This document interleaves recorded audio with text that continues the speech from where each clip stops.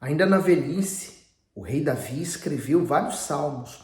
E eu acho esses salmos preciosos, tem muita coisa muito importante para a nossa vida, porque ele já tinha vivido de tudo.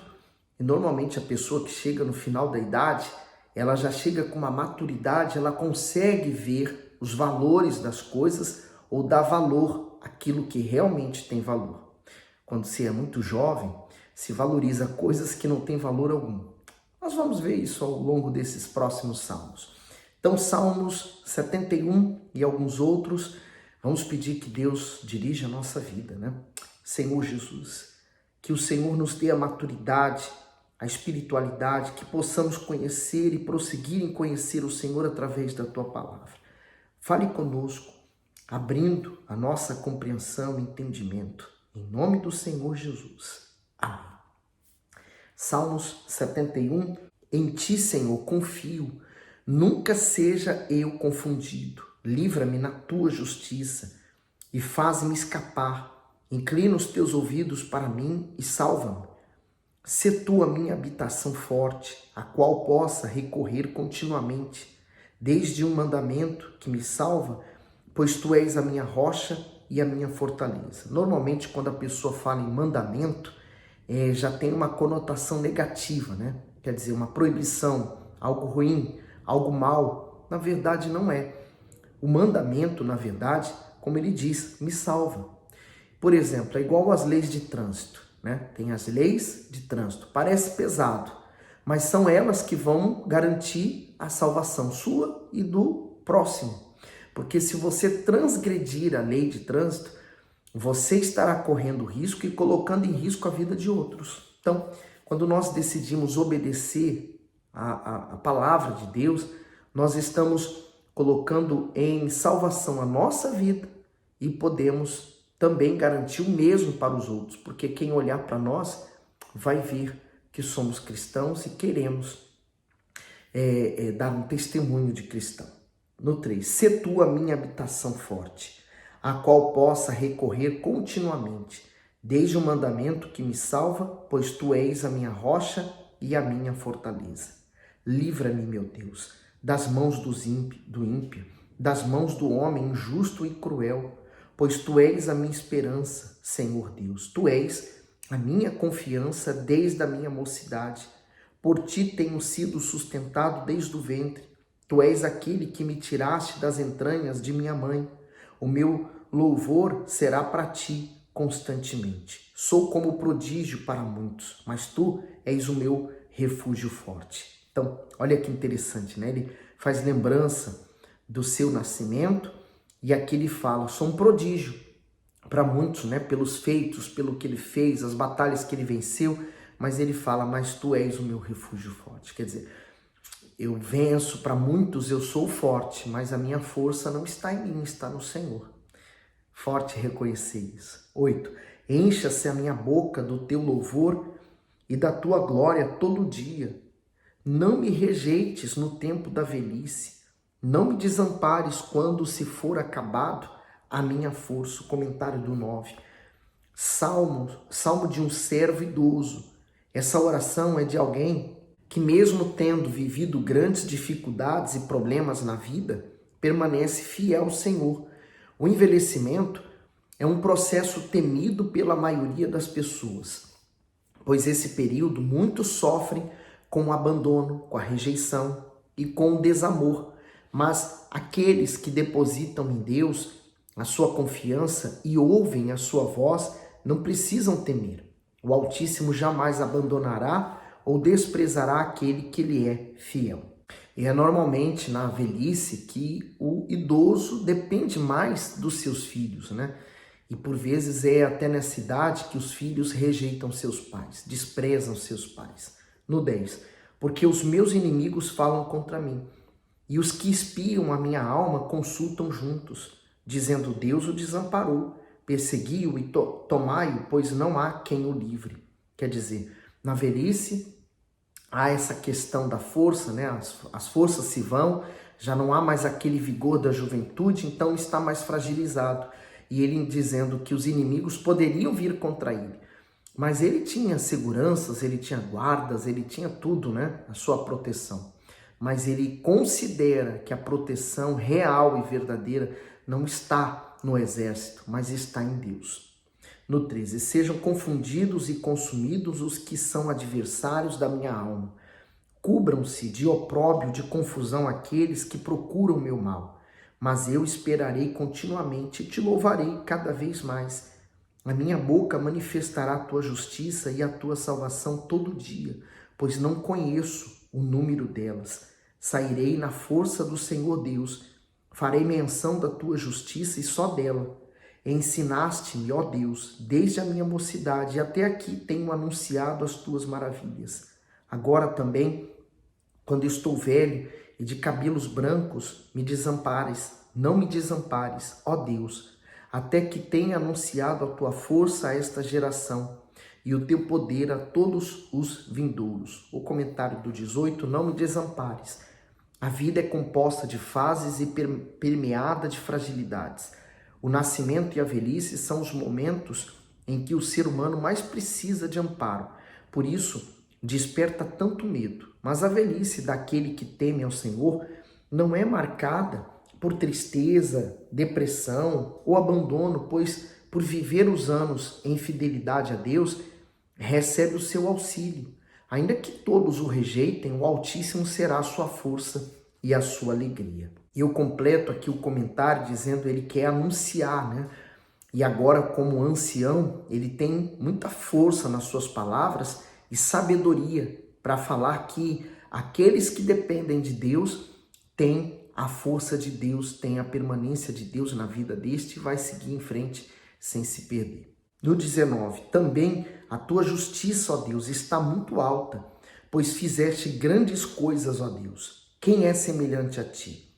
Tu, que me tens feito ver muitos males e angústias, me dará ainda a vida e me tirarás do abismo da terra. Aumentarás a minha grandeza e de novo me consolarás. Também eu te louvarei com saltério, bem como a tua verdade, ó meu Deus. Cantarei com harpa a ti, ó Santo de Israel. Os meus lábios exultarão quando eu te cantar, assim como a minha alma que tu remiste. A minha língua falará da tua justiça todo dia, pois estão confundidos e envergonhados aqueles que procuram o meu mal. Essa é a qualidade de fé que Deus quer que tenhamos, uma fé constante, uma fé permanente, uma fé que confia. O apóstolo Paulo falou que a fé vem pelo ouvir e ouvir a palavra de Deus. Então, se nós meditamos na palavra de Deus e absorvemos o espírito da fé, então nós vamos ter uma fé constante que vai nos sustentar nos dias maus. Agora, Salmos 94. Ó Senhor Deus, a quem a vingança pertence, ó Deus, a quem a vingança pertence, mostra-te resplandecente. Exalta-te tu que és juiz da terra, dá a paga aos soberbos. O comentário diz o supremo juiz. Só o Altíssimo tem a capacidade de se vingar e de retribuir ao mal da forma justa. Embora a vingança seja ensinada, exaltada e buscada no mundo, não é agradável aos olhos de Deus. Sua palavra ensina que, para serem ajudados, os injustiçados devem apelar a Ele com fé e não fazer justiça com as próprias mãos. E sabe o que eu percebo? Davi, como velho, né, falando, desculpa, não é ofendendo, mas a sua maturidade leva ele a entregar a vingança a Deus. Quando somos muito jovens, nós queremos fazer do nosso jeito, né? Nós queremos que as coisas aconteçam rápido. Mas quando nós aprendemos a confiar, amadurecemos na nossa fé, aprendemos a confiar e entregar nas mãos de Deus. No 3. Até quando os ímpios, Senhor, até quando os ímpios saltarão de prazer? Até quando proferirão e falarão coisas duras e se gloriarão todos os que praticam iniquidade? Reduzem a pedaços o teu povo, ó Senhor, e afligem a tua herança. Matam a viúva e o estrangeiro, e o órfão tiram a vida. Contudo, dizem, o Senhor não verá, nem para isso atenderá o Senhor, o Deus de Jacó. Atendei, ó brutais dentre o povo, e vós, loucos, quando sereis sábios. Aquele que fez o ouvido não ouvirá? E o que formou o olho não verá? Aquele que repreende os gentios não castigará? E o que ensina ao homem o conhecimento não o saberá? O Senhor conhece os pensamentos do homem, que são vaidade. Bem-aventurado é o homem a quem tu castigas, ó Senhor, e a quem ensinas a tua lei, para lhe dares descanso nos dias maus, até que se abra a cova para o ímpio. O comentário diz assim, o Senhor corrige aquele a quem ama, para que ele não se perca em seus caminhos. Vamos conferir Hebreus 12, 5 a 8? E já vos esqueceste da exortação que argumenta convosco como filhos? Filho meu, não despreza a correção do Senhor e não desmaies quando por ele fores repreendido, porque o Senhor corrige a quem ama e açoita a qualquer que recebe por filho. Que suportais a correção, Deus vos trata como filhos, porque que filho há quem o pai não corrija? Mas se estáis sem disciplina, da qual todos são feitos participantes, sois então bastardos e não filhos. Por isso, abençoada é a pessoa que se deixa moldar pela vontade de Deus.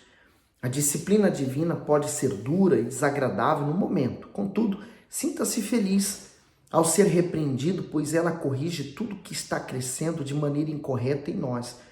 Se não fosse assim, maus pensamentos e maus hábitos colocariam em risco a nossa saúde espiritual. A disciplina é essencial para o amadurecimento e o fortalecimento da nossa fé. Muito forte.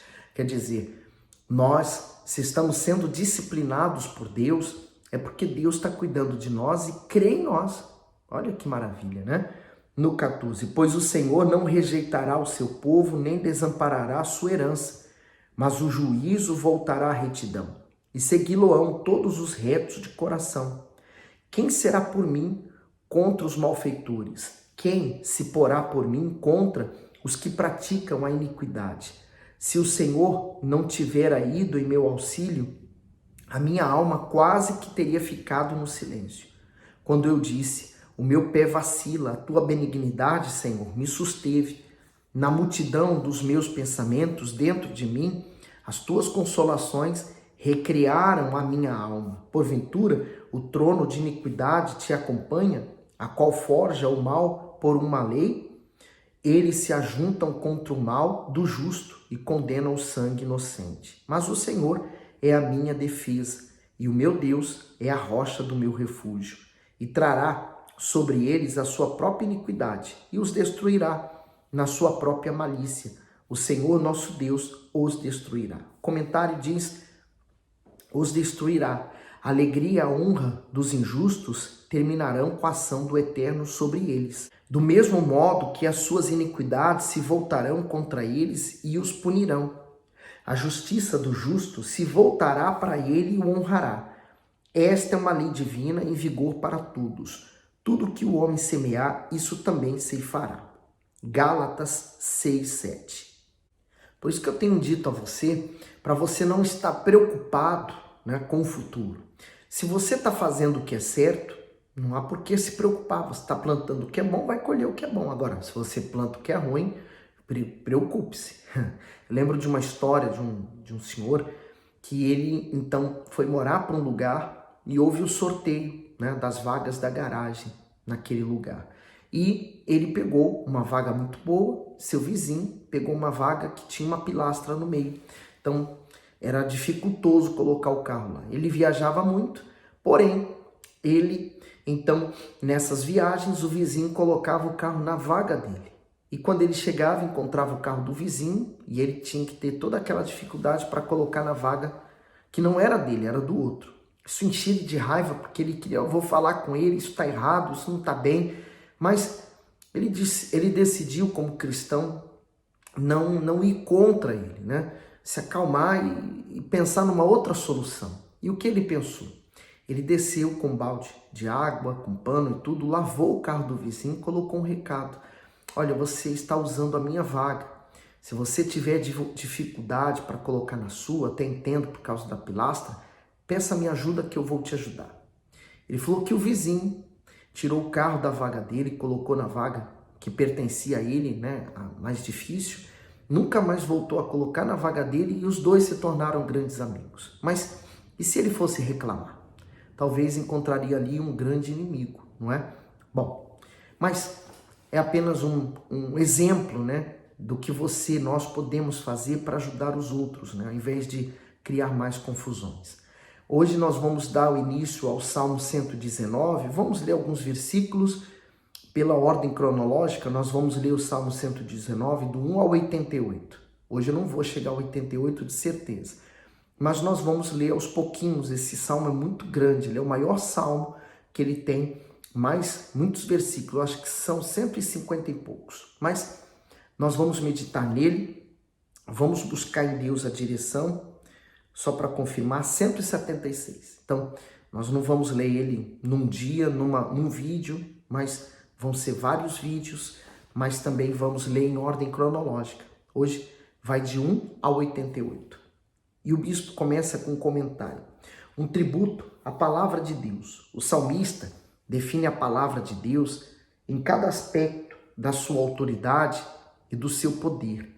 Ele manifesta alegria em conhecê-la e, sobretudo, os benefícios em praticá-la. Além disso, emprega vários sinônimos: lei, mandamentos, preceitos, juízos, decretos, testemunhos, caminho, estatuto. Isso mostra que a palavra exorta, alerta, repreende e direciona o ser humano para que ele obtenha sabedoria, entendimento, resposta para os seus problemas e o cumprimento das promessas divinas em sua vida. Quem seguir as instruções das Escrituras receberá em graça, fé e justiça diante de Deus. E o primeiro versículo diz: bem-aventurados os retos em seus caminhos, que andam na lei do Senhor. Eu acho o Salmo 119 tão rico, tão poderoso, porque ele vai mostrar o valor da palavra de Deus. E não poderia ser melhor altura do que na velhice de Davi ele ter escrito isso, né? Trazendo ao conhecimento nosso o quão valoroso, o quão poderoso é quem segue, quem obedece a palavra de Deus. Quem obedece vai ter os seus caminhos abertos, vai ter o Deus de Israel com ele. Então, eu vou fazer o seguinte: eu li o primeiro comentário, o primeiro versículo, mas a partir do próximo vídeo nós vamos ler do 1 ao 88. Combinado? Então, não falte nessa meditação. Vamos meditar na palavra do nosso Deus, vamos enriquecer a nossa fé, vamos prosseguir em conhecer o nosso Deus, tá certo? Agora, eu peço que você deixe o seu gosto. Se você tem gostado do conteúdo, né? Coloca nos comentários o que Deus tem falado consigo. E claro, não poderia deixar de falar isso: manda esse vídeo para aquelas pessoas que você conhece, para que elas possam também ter esse mesmo interesse em querer ler a Bíblia. Vamos valorizar a palavra do nosso Deus. Ela é poderosa e viva. Deus abençoe e fique bem.